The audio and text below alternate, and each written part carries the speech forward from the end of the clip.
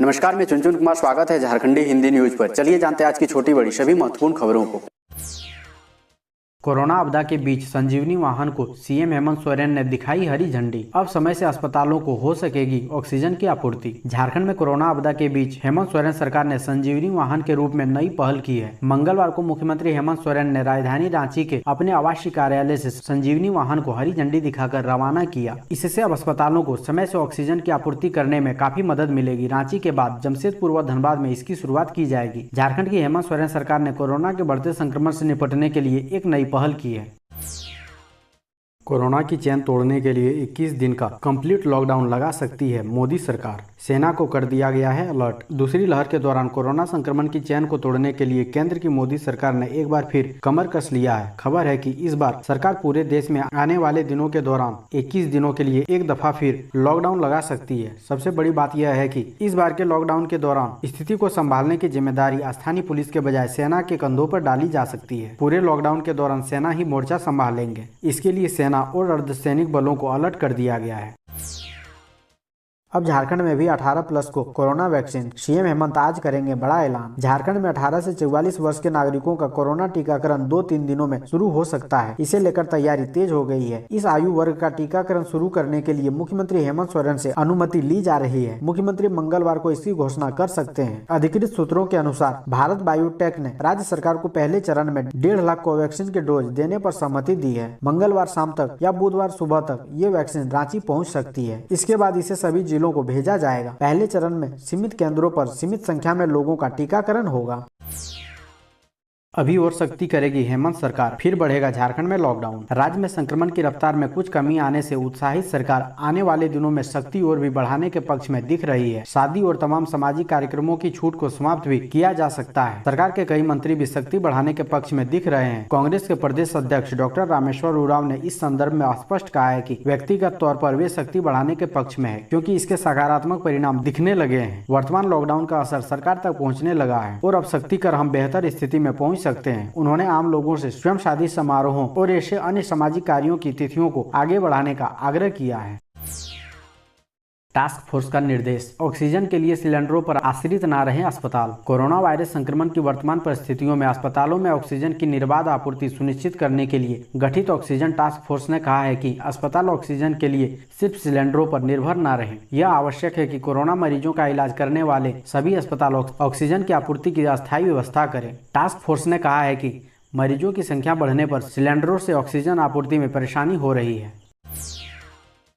क्यों मुश्किल होती जा रही है कोरोना से जंग, हैरान कर देगी मेडिकल स्टाफ और बेड की सच्चाई। चीन के अस्पतालों में बेड का घनत्व प्रति 1000 की आबादी पर 4 से ज्यादा है। श्रीलंका, ब्रिटेन और अमेरिका में प्रति 1000 की आबादी पर 3, तो थाईलैंड और ब्राजील के अस्पतालों में 2 से अधिक बेड की व्यवस्था है। बिहार, ओडिशा, छत्तीसगढ़, जम्मू कश्मीर, झारखंड, मणिपुर, मध्य प्रदेश और असम के अस्पतालों में बेड का घनत्व खासा कम है। गुजरात, उत्तर प्रदेश, महाराष्ट्र, आंध्र प्रदेश, हरियाणा और तेलंगाना में सार्वजनिक अस्पतालों के बेड का घनत्व अपेक्षाकृत कम है। की पूर्ति निजी अस्पतालों के बेड से पूरी करने का प्रयास किया गया है। रिपोर्ट के अनुसार ग्रामीण क्षेत्र में स्वास्थ्य आउटपोस्ट यानी उप केंद्र की 23%, प्राथमिक स्वास्थ्य केंद्रों की 37% और सामुदायिक स्वास्थ्य केंद्रों की 28% से अधिक कमी सामने आई है।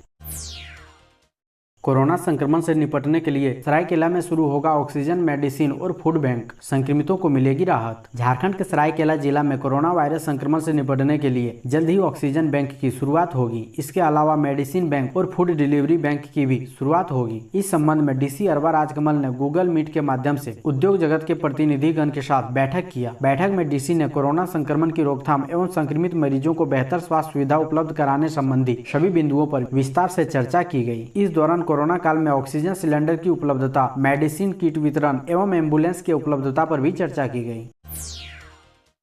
रेमडेसिविर के कालाबाजारी पर रोक लगाने के लिए झारखंड सरकार पूछेगी आपको कितना डोज मिला। सीएस से भी मांगी गई ये जानकारी। रेमडेसिविर इंजेक्शन की कालाबाजारी मामले पर अंकुश लगाने को लेकर झारखंड सरकार का रुख अब सख्त हो गया है। स्वास्थ्य विभाग रेमडेसिविर को लेकर प्रतिदिन इसके आवंटन की सूची जारी कर रहा है। साथ ही मरीजों से भी पूछा जाएगा कि आपको रेमडेसिविर का कितना डोज मिला है। इस बाबत विकास आयुक्त सह अपर मुख्य स्वास्थ्य सचिव अरुण कुमार सिंह ने सभी सिविल सर्जनों को पत्र लिखकर 15 अप्रैल से लेकर 5 मई तक इस्तेमाल किए गए रेमडेसिविर के बाबत जानकारी मांगी है। 6 मई तक रिपोर्ट भेजने का निर्देश दिया गया है।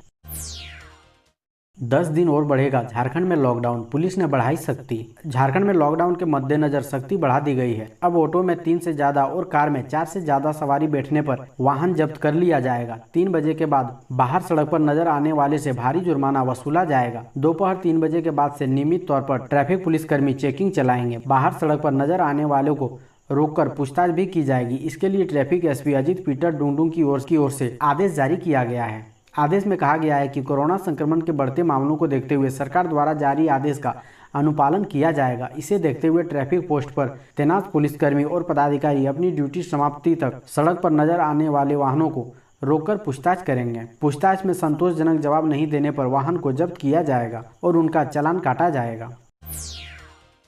रांची में आधा दर्जन रेमडेसिविर इंजेक्शन के साथ 2 गिरफ्तार। करीब 4.5 लाख रुपए में हुआ था सौदा। झारखंड की राजधानी रांची में कोरोना वैक्सीन की कालाबाजारी नहीं थम रही है। मंगलवार को रांची पुलिस जगन्नाथपुर थाना क्षेत्र से आधा दर्जन रेमडेसिविर इंजेक्शन के साथ 2 आरोपी को गिरफ्तार किया है। गिरफ्तार दोनों आरोपियों से पूछताछ कर रही है। संभावना है कि पुलिस को कई अहम जानकारी मिल सकती है। एसएसपी सुरेंद्र कुमार झा को गुप्त सूचना मिली थी कि राजधानी में कोरोना वैक्सीन की कालाबाजारी हो रही है। पुलिस को बांग्लादेश के इंजेक्शन की कालाबाजारी की जानकारी मिलते ही एसएसपी श्री झा ने पुलिस की विशेष टीम गठित की। विशेष टीम ने छापेमारी कर रांची के जगन्नाथपुर थाना क्षेत्र के एक होटल से 2 लोगों को गिरफ्तार किया है। गिरफ्तार लोगों के पास से 6 रेमडेसिविर इंजेक्शन के अलावा 1 कार और 1 बाइक भी बरामद की है।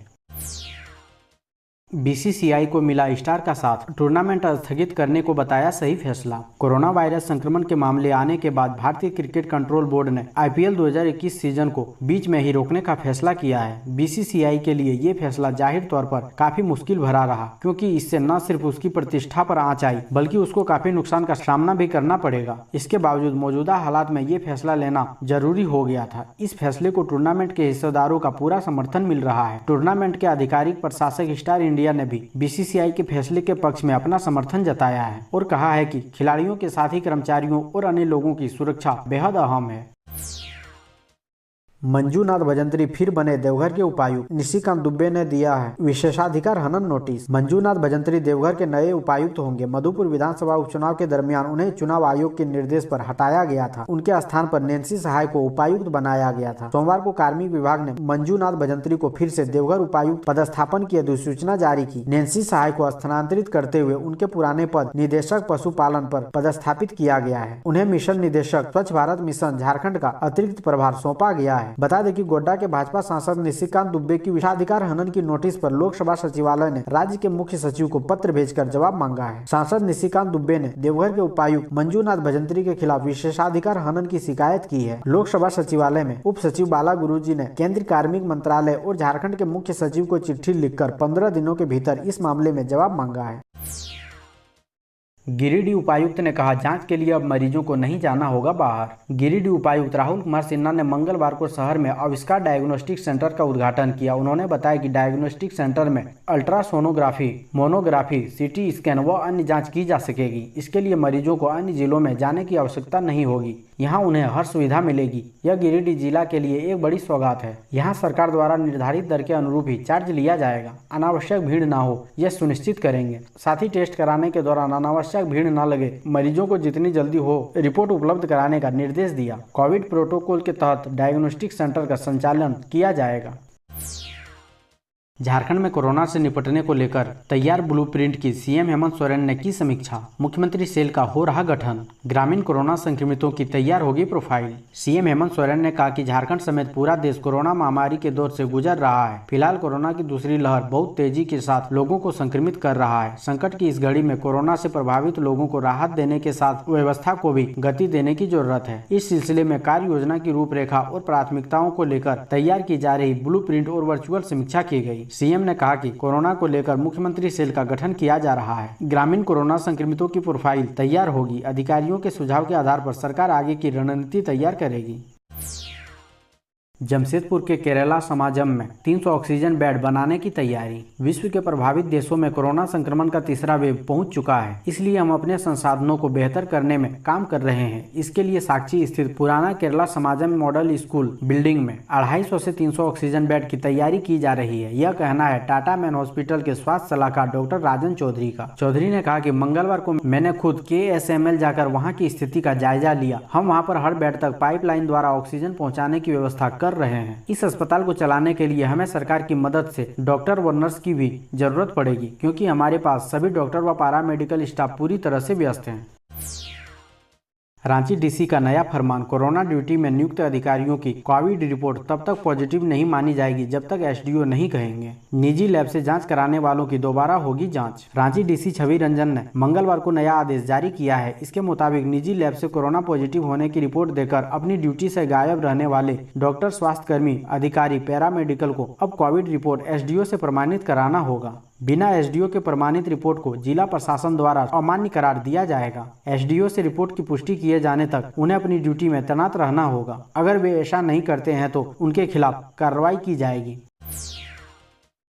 वित्त मंत्री रामेश्वर उरांव ने CM व स्वास्थ्य मंत्री को लिखा पत्र, पत्रकारों के लिए की ये मांग। भाजपा ने भी उठाया मुद्दा। प्रदेश कांग्रेस अध्यक्ष वित्त एवं खाद्य आपूर्ति मंत्री डॉक्टर रामेश्वर उरांव ने कोरोना संक्रमण के चैन तोड़ने को लेकर सामाजिक व धार्मिक कार्यक्रमों के आयोजन को कुछ दिनों के लिए स्थगित करने की सलाह दी है। डॉक्टर उरांव सोमवार को कांग्रेस भवन में प्रदेश स्तरीय राहत एवं निगरानी समिति के कंट्रोल रूम में संगठन के पदाधिकारी के साथ बैठक करने के बाद पत्रकारों से बातचीत कर रहे थे। सुप्रीम कोर्ट द्वारा लॉकडाउन को लेकर दिए गए सुझाव पर उन्होंने कहा कि यह केंद्र राज्य सरकारों पर निर्भर है। अदालत की ओर से लॉकडाउन लागू करने को लेकर स्पष्ट कोई आदेश नहीं दिया गया है। केंद्र और राज्य सरकार मिलकर कोरोना संक्रमण पर अंकुश को लेकर लड़ाई लड़ रही है। वित्त मंत्री डॉक्टर रामेश्वर उरांव ने CM हेमंत सोरेन व स्वास्थ्य मंत्री बन्ना गुप्ता को पत्र लिखकर मीडिया कर्मी को अविलंब कोरोना वॉरियर्स घोषित करने का आग्रह किया है। साथ ही 18 से 45 वर्ष के नीचे वाले पत्रकारों को निःशुल्क वैक्सीन देने की मांग की है।